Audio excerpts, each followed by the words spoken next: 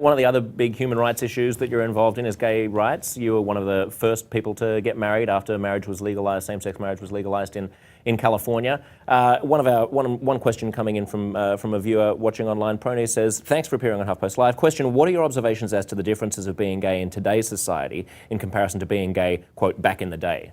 Thanks. It's night and day. As most people know, I've been closeted until 2005. Because, you know, when I started out my career, I wanted to work as an actor. And just to clarify, sorry, were you closeted to your close friends and family as well, or just to in the public eye? To my friends and family. I was closeted all the way.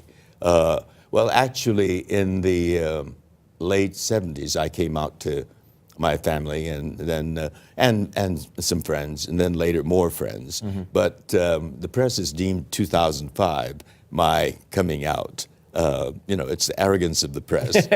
You open a door and suddenly you're out. Yeah. Actually, it's in many, many different stages. So I wrote my autobiography, and I was silent on that because that was the truth of my life. But in 2005, I spoke to the press, primarily because my blood was boiling. Something extraordinary happened in California. By that time, Massachusetts had marriage equality, but it came through the judicial route. In California, both houses of our legislature, the Senate and the Assembly, passed the same-sex marriage bill. It went to the governor's desk. When the governor, who happened to be Arnold Schwarzenegger, ran for the office, he campaigned saying, I'm from Hollywood, I've worked with gays and lesbians, I'm comfortable with gays and lesbians. I thought surely he would sign the bill. But he was a Republican, and he played to the arch-conservative sector of his constituency and vetoed it. And my blood was boiling. That was what got me to decide, all right, I will talk to the press, and that will make my voice authentic when I comment on that veto of the same-sex marriage bill. And so we fast forward just 8 years, not terribly long in terms of social movements and civil rights movements.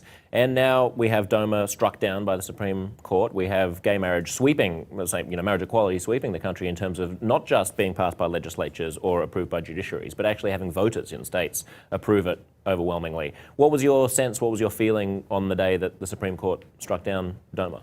Well, we got married when our legislature, we got married when our Supreme Court, the California Supreme Court. During the window before yes. Prop 8, yeah. So we were married by the time Proposition 8 came down. And so when the Proposition, we were elated with our marriage, but we wanted all the people, everyone, to have marriage equality. And when Proposition 8 was struck down and DOMA, the Defense of Marriage Act, was struck down, we were elated. It was a joyous celebration that we had. However, that is operative only in 13 states and our national capital, Washington, D.C. That's 1/3 of the country. 2/3 of the country doesn't have marriage equality.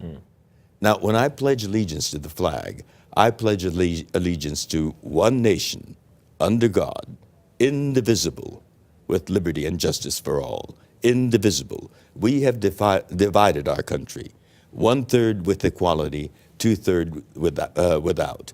And so our work is still there in front of us.